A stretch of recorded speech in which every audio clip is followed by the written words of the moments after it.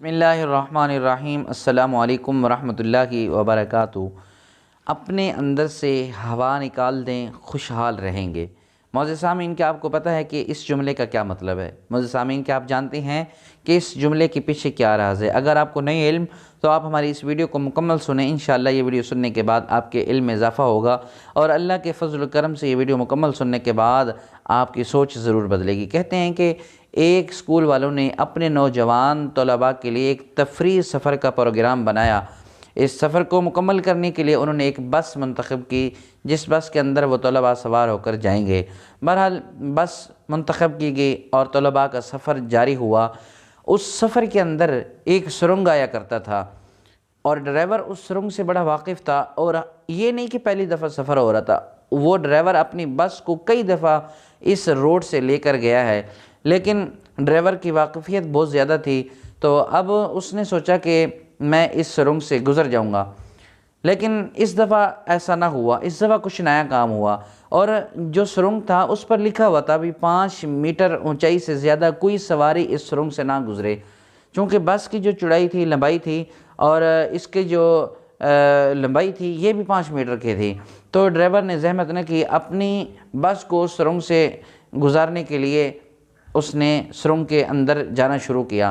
ابھی کچھ دیر ہی گیا تھا کہ بس جا کر سرنگ کے درمیان رک گئی، بس کی چھت سرنگ کی چھت سے جا کر لگ گئی، بس پھنس گئی، جس کی وجہ سے طلباء کے اندر خوف و ہراس پھیل گیا، سب پریشان ہو گئے، ڈرائیور بھی پریشان ہوا۔ اس نے کہا بھئی بات یہ ہے، میں ہر دفعہ سفر کرتا ہوں لیکن کبھی ایسا معاملہ پیش نہیں آیا، اب اس دفعہ یہ کوئی نیا تماشا کھڑا ہو گیا ہے۔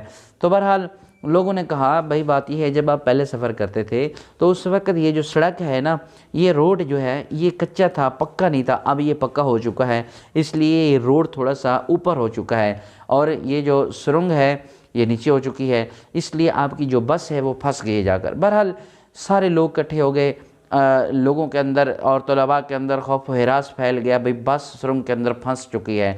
آپ جانتے ہیں جو لوگ سفر کرتے ہیں، سرنگ کی جو کیفیت ہوتی ہے وہ ہر بندہ واقف ہے اس سے، کہ اندھیرا ہوتا ہے اور بہت زیادہ جو ہے نا خطرہ محسوس ہوتا ہے۔ بہرحال وہ طلباء تھے اور ان کے اندر خوف و ہراس بہت زیادہ پھیلا ہوا تھا، تو لوگوں نے مشورہ دیا، کچھ نے کہا اس کو نکال دو، کچھ نے کہا نیچے سے جو ہے نا روڈ کی کھدائی شروع کر دو، کسی نے کہا کرین منگوا لو، اس کو بس کو کھینچ لو۔ بہرحال سارے طریقے ناکام ہوئے، حتیٰ کہ کوشش بھی کی گئی، کچھ لوگوں نے اپنے کار کے ساتھ رسی باندھ کر اس بس کو کھینچنے کی کوشش کی، لیکن ہر دفعہ ناکام رہے، رسی ٹوٹ جاتی تھی لیکن وہ بس مزید اس سرنگ کے اندر پھنس جاتی تھی، نکلنے کا نام نہیں لے رہی تھی۔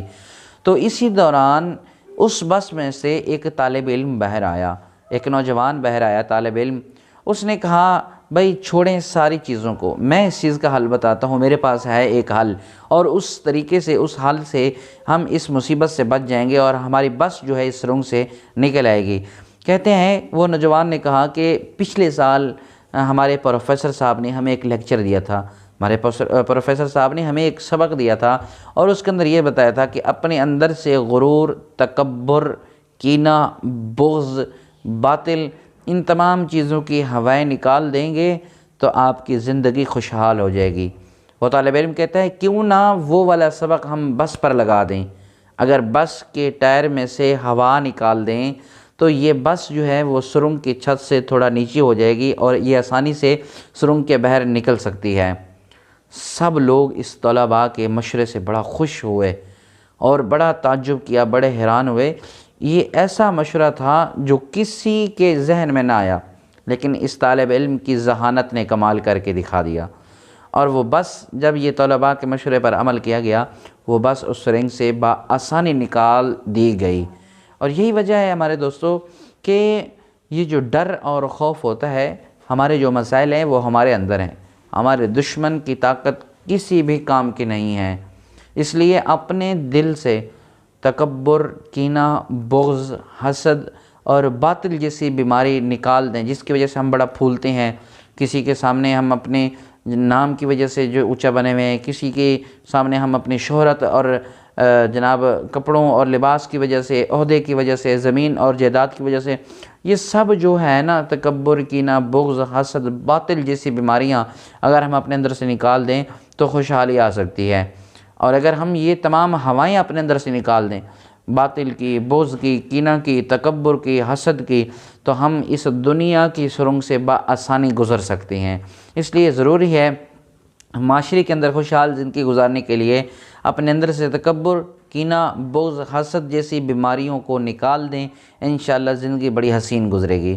اللہ تبارک و تعالی مجھے اور آپ کو، ہم سب کو عمل کی توفیق عطا فرمائے۔